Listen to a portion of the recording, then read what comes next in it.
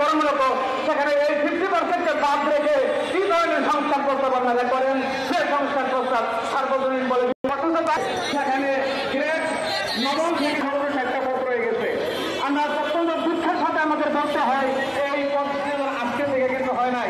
পদ সৃজনের সময়কাল যদি আমরা এভারেজে চিন্তা করি তাহলে প্রায় 10 বছরের উপরে এই সমস্ত পদ সৃজন হয়ে গেছে।